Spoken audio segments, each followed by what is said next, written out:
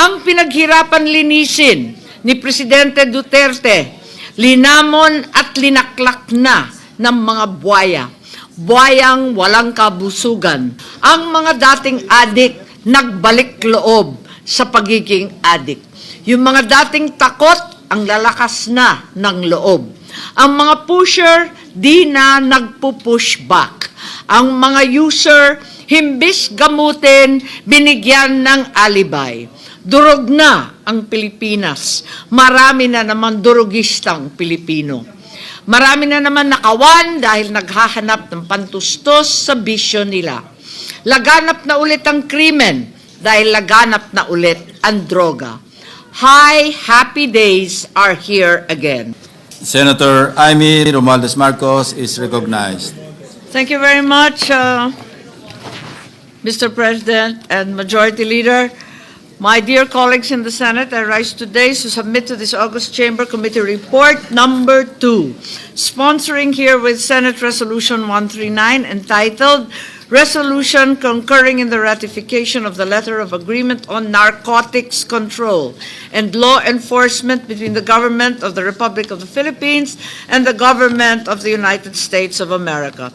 Mr. President, the Philippines has fought long and hard a flailing war against illegal drugs, drug trafficking, substance abuse, the full gamut of crimes related to drugs continue to destroy lives, break Filipino families, and weaken our communities. Unfortunately, our struggle against illegal drugs appears to have weakened in the last few years in intensity and in focus. The truth is, we are backsliding in effort and result, and today, a total of 5,859 barangays remain classified as drug-affected, and 1.479 million Filipinos continue to use illegal drugs. Since January 2024, a total of 52.12 billion worth of illegal drugs were confiscated, showing that the flow of illicit substances remains alarmingly persistent. Ang mga dating adik nagbalik loob sa pagiging adik. Yung mga dating takot, ang lalakas na ng loob. Ang mga pusher, di na nagpo-push back. Ang mga user, himbis gamutin, binigyan ng alibay. Durog na ang Pilipinas. Marami na naman durugistang Pilipino. Marami na naman nakawan dahil naghahanap ng pantustos sa bisyo nila. Laganap na ulit ang krimen dahil laganap na ulit ang droga. Hi, happy days are here again. Ang pinaghirapan linisin ni Presidente Duterte, linamon at linaklak na ng mga buwaya. Buwayang walang kabusugan.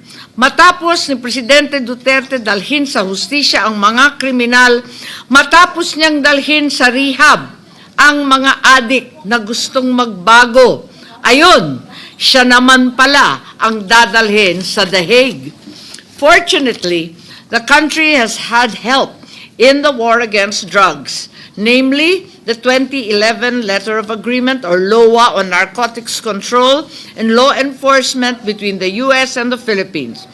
Under this agreement, the U.S. committed funding and expertise to programs designed to enhance law enforcement, strengthen the rule of law, advance drug demand reduction, promote community resilience. In truth, from early 2011, we have been benefiting from the LOA, as we have already received over $27,620,000 US dollars in equipment, training, and donations, including 250 million pesos for the establishment of an educational and technical building in the Philippine Coast Guard Fleet Training Center in Balagtas, Batangas, Bulacan, 342 million in training programs for the Coast Guard as well, and the provision of several millions worth of critical equipment. Through the LOA, law enforcement personnel participated in international and regional training on drug prevention and advocacy. Filipino doctors have been certified as international standard drug abuse treatment capable.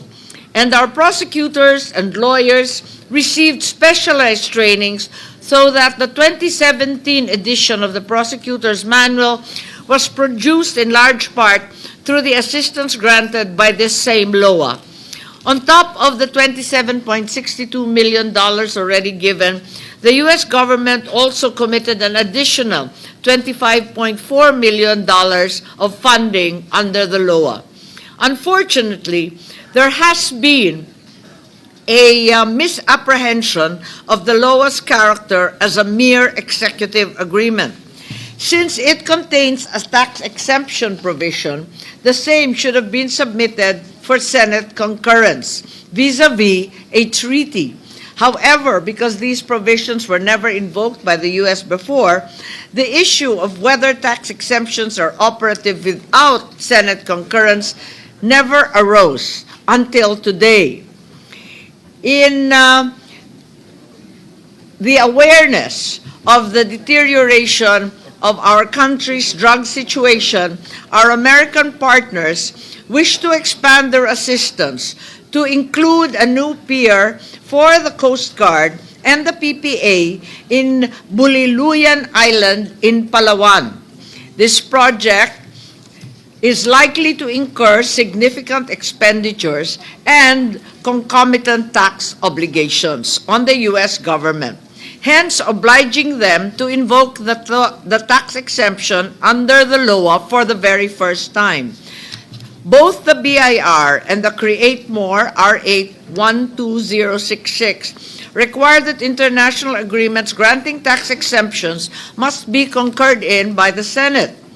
So, Mr. President and esteemed colleagues, after 14 years of reaping the benefits of this agreement, it is time that the Philippines formally honors the tax exemption provisions which both parties agreed upon in 2011 by ratifying the document now properly as a treaty. By our concurrence, the Senate will guarantee our drug enforcement and justice departments access to funding, resources, experience, and the invaluable assistance of the U.S. in this global war against illegal drugs and organized crime. Just as important, our ratification of this law will send a strong signal to the international community that the Philippines honors all its obligations under each of the agreements it signs. Oo, kailangan natin lahat ng tulong na pwede nating makuha. Pero kung ang sarili mismo nating bansa ay lango at lulong sa nakaka-addict na katiwalian, paano tayo gagaling? Gayong mas gusto pa ng ilang mga politiko na wala sa wisyo ang taong bayan para mapagpatuloy nila ang kaadikan sa kapangyarihan. Dalawa lang ang kapalaran ng mga mata sa lipunan, mamuti sa gutom o mamula sa droga. Dahil dito, hinihiling ko ngayon ang inyong pahintulot at sang-ayon sa ratifikasyon ng LOA or Letter of Agreement on Narcotics Control and Law Enforcement hinggil sa pamahalaan ng Republika ng Pilipinas at ng Estados Unidos ng Amerika. Maraming salamat, Ginoong Pangulo at mga mahal kong kasamahan. Majority Leader.